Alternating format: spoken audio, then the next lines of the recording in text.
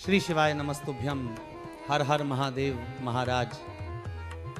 अगर भगवान भूत अधिपति भगवान शंकर का स्मरण कर कर, पंचाक्षर मंत्र का स्मरण कर कर अगर आप पूजन में बैठे हैं, लक्ष्मी पूजन कर रहे हैं, तो ये पक्का है महाराज कि अगर हमसे कुछ त्रुटि हो भी गई तो भगवान भोलेनाथ उसको क्षमा कर देंगे।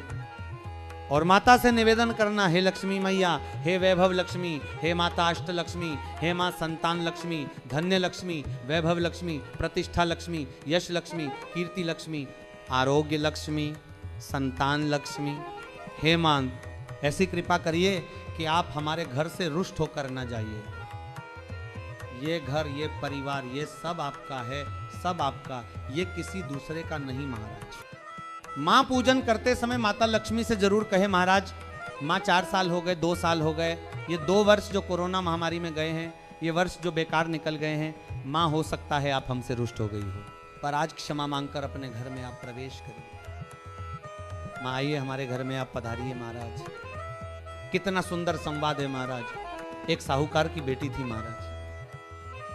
पीपल के वृक्ष के नीचे, बेलपत्री के वृक्ष के नीचे, आंवले के वृक्ष के नीचे प्रत्येक अमावस्या को दीप लगाने जाती थी। उसका नियम था महाराज, साहूकार की बेटी प्रत्येक अमावस्या 3 दीप लगाने जाती, एक बेलपत्र के नीचे, एक आंवले के नीचे, एक पीपल के नीचे। आज नारायण ने कृपा की महाराज, और क्या कृपा करी कि आज सरस्वती, पार्वती और लक्ष्मी तीनों इन वृक्षों के नीचे जाकर विराजमान हो गए। पार्वती मैया तो पहले से ही बेलपत्र के नीचे विराजमान थी, स्वयं सरस्वती मैया, लक्ष्मी मैया आंवले और पीपल के नीचे विराजमान हो गए। अब आज तीनों देवियों में चर्चा हो रही है महाराज कि यदि आज कोई दीप लगाने आए और पहला दीप जिसे लगेगा तो ये पक्का है कि मैं लक्ष्मी उसके घर में प्रवेश करूंगी।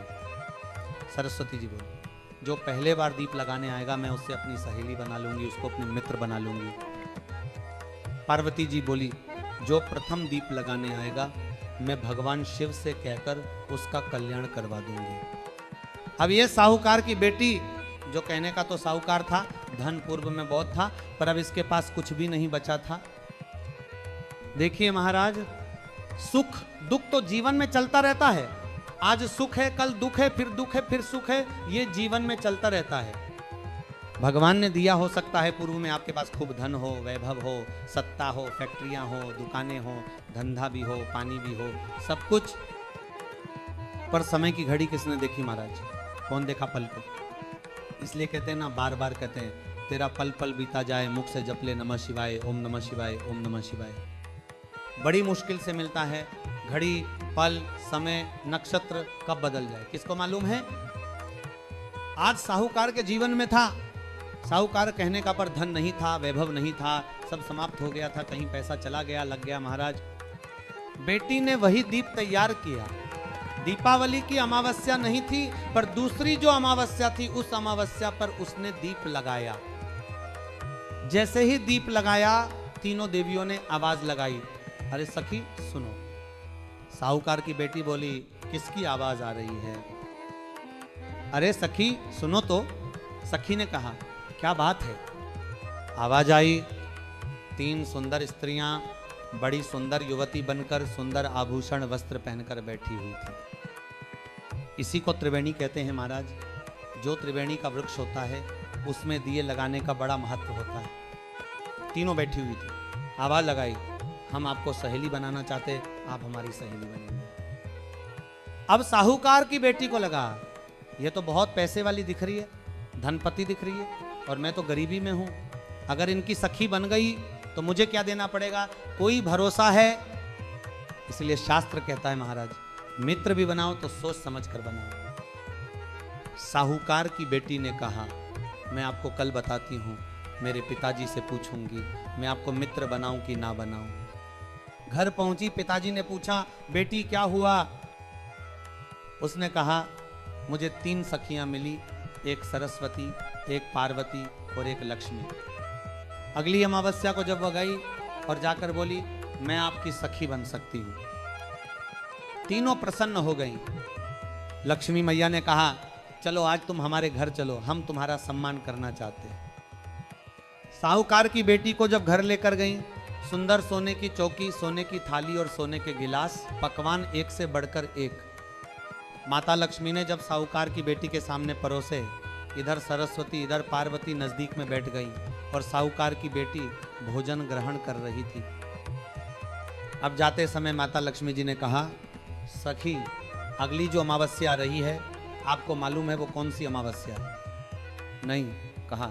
लक्ष्मी जी बोली, एक बात हम आपको कहें, इस अमावस्या को हम आपके घर आना चाहते हैं, क्या आप हमें बुलाएंगे? साहूकार की बेटी बोली, अगर आपका मन है आने का तो आप आओ, मना नहीं है। पिताजी ने कहा, बेटी तू इतनी जल्दी हिम्मत हार गई कि तेरे घर में कुछ नहीं? लड़की ने कहा, गाय का गोरला लीपन कर घर को पोंछ, कचरा उठाकर बाहर फेंक। पिताजी ने कहा, व्यवस्था वही करेगी, लक्ष्मी अगर आ रही है। माता लक्ष्मी और सरस्वती जाने के लिए तैयार हुई। पार्वती बेलपत्र के पेड़ के नीचे रुक गईं। लक्ष्मी और सरस्वती गणेश जी और रिद्धि सिद्धि को साथ लेकर साहूकार के घर पहुंचे। इतनी देर में पार्वती ने चील का रूप लिया, राजकुमारी के हार को लेकर साहूकार के घर के दरवाजे पर फेंक दिया। बेटी ने देखा और पिताजी को दिखाया। पिताजी ने कहा, महाराज ये हार करोड़ों का है। घर में सुंदर तैयारी की गई, पकवान बनाए गए। लक्ष्मी जी प्रवेश करी, सरस्वती प्रवेश करी, गणेश जी और रिद्धि सिद्धि भी। लक्ष्मी जी ने संबोधन किया, सखी तू कह रही थी मेरे पास कुछ भी नहीं, फिर इतना सारा सामग्री कहां से आ गई? सखी ने कहा, जिसके मंदिर में दिया लगाया है विपदा की घड़ी में वही देवता आकर खड़े होते हैं। श्री शिवाय नमस्तुभ्यम। हर हर महादेव महाराज।